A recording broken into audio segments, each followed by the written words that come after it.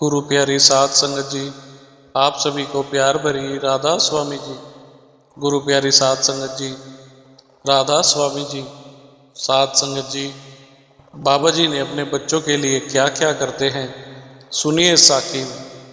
साध संगत जी, बाबा जी ने डेरे वासियों के लिए लंगर बंद क्यों कर दिए? क्योंकि डेरे में जो महिलाएं सुबह सुबह बच्चों को स्कूल भेजकर सेवा करने जाती है, वह सेवादारनियां लंगर सब वहीं पर ही खा लेती हैं। जब बच्चे भी स्कूल से आते हैं या कॉलेज से आते हैं तो वह भी लंगर से या भोजन भंडार से या कैंटीन से खाना खा लेते हैं। डेरे की जवान लड़कियां हमेशा लंगर में ही जाकर खाना खा लेती हैं या भोजन भंडार से या कैंटीन में जाकर खा लेती हैं। डेरे की वह सेवादार संगत घर में खाना कम ही बनाते हैं।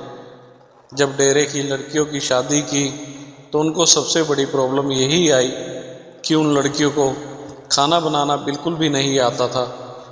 जिनकी शादी डेरे में हो गई वह तो ठीक, क्योंकि वह तो शादी के बाद भी लंगर खा लेगी, पर जिन लड़कियों की शादी डेरे से बाहर होती है उन लड़कियों को इस बात से बहुत परेशानी होने लगी। घर में इस वजह से झगड़े होने लगे और वह लड़कियां अपने घर वापस डेरे में आ गई। जब बाबा जी को इस बात का पता चला कि डेरे की कुछ लड़कियां शादी के बाद लड़ झगड़ कर घर वापस आ गई हैं, तो बाबा जी ने उन लड़कियों को और उनके माता पिता को अपनी कोठी पर बुलाया और उनसे बातचीत की कि ऐसा क्यों हो रहा है। हमारे सत्संगी परिवार की बेटियां शादी के बाद अपने घर में वापस क्यों आकर बैठी हैं। सबके साथ बातचीत करने पर बाबा जी को पता चला कि इन लोगों ने कभी घर में खाना बनाया ही नहीं। वह तो कैंटीन, कभी भोजन भंडार, कभी लंगर से ही खा लेती थी। बाबा जी ने उन लड़कियों को भी कहा कि बेटी, जब शादी करनी होती है तो उसको घर के सारे काम करने आने चाहिए।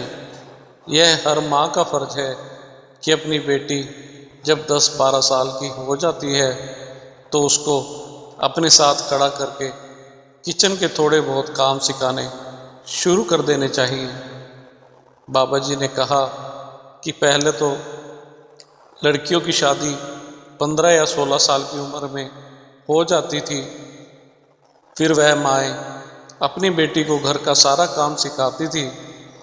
अब तो आप अपनी बेटी की शादी 24 या 25 साल की उम्र में करते हो, तो आप उनको खाना बनाना क्यों नहीं सिखा सकती?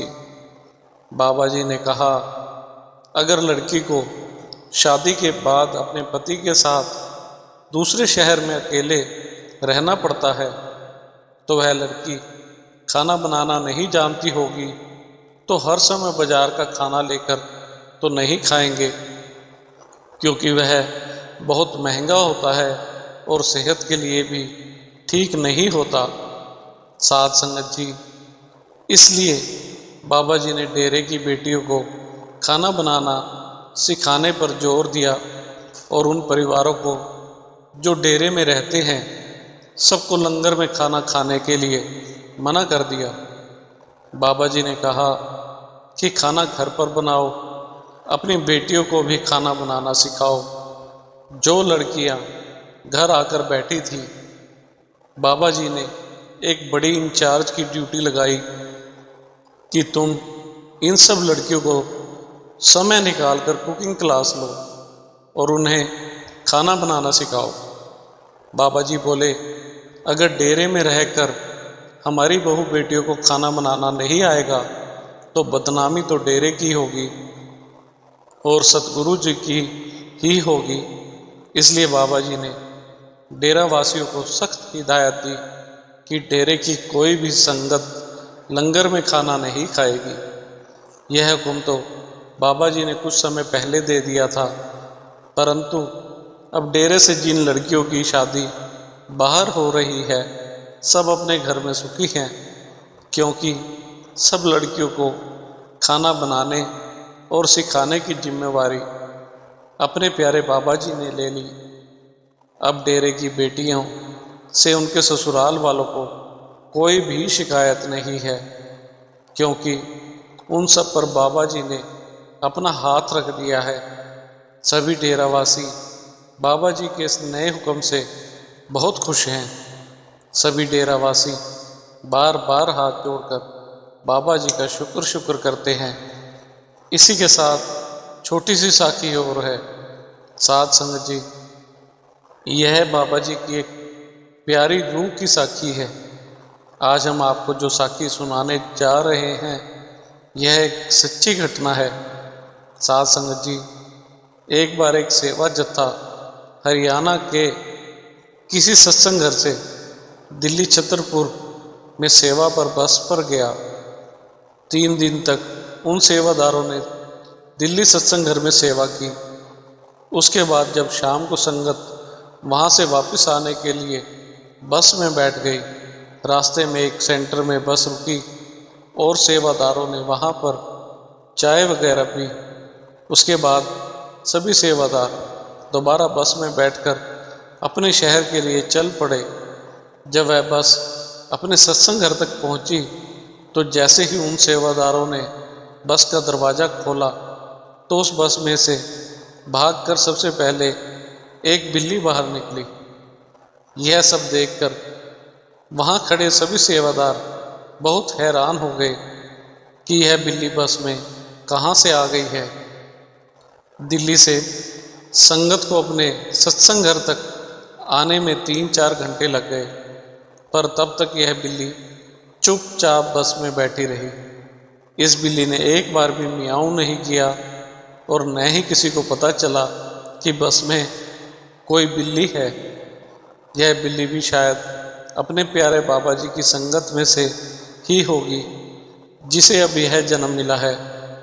जिस सत्संग घर में यह बिल्ली आई है उसको वहाँ के सेवादार रोज़ दूध पिलाते हैं। वह बिल्ली लड्डू भी बड़े शौक़ से खाती है। सभी सेवादार उसे बिस्कुट वगैरह भी खिलाते हैं। वह बिल्ली सत्संग के समय आराम से बैठकर सत्संग सुनती है। कई बार सेवादारनियाँ बैठकर बाबा जी की बातें करती हैं या शब्द बोलती हैं तो वह बिल्ली आराम से वहाँ पर आकर बैठ जाती है। जब तक वह सेवादारनियाँ शब्द बोलती रहती हैं तो वह बिल्ली वहाँ पर आराम से बैठी रहती है। जब वह उठ जाती हैं तो वह बिल्ली भी उठकर चली जाती है। वह बिल्ली किसी को कुछ भी नहीं कहती, पूरे सत्संग घर में घूमती फिरती है। बच्चे भी इस बिल्ली को हाथ लगाते रहते हैं। लॉकडाउन में जब बाबा जी सभी सेंटरों में दर्शन देने के लिए आए तब भी यह बिल्ली बाबा जी के गेट पर आते ही उनके पास चली गई थी।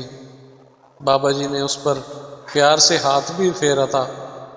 बाबा जी तो सब जानते हैं कि यह कौन है और कहाँ से आई है। जब तक बाबा जी उस सत्संग घर में रहे तो इस बिल्ली ने बाबा जी का पीछा नहीं छोड़ा था। जब बाबा जी कार में बैठकर सत्संग घर से बाहर चले गए थे तो यह बिल्ली उसके जाने के बाद सत्संग घर में वापस आ गई और 2 दिन तक इसने कुछ भी खाया पिया नहीं था। यह बाबा जी की कोई प्यारी रूह है।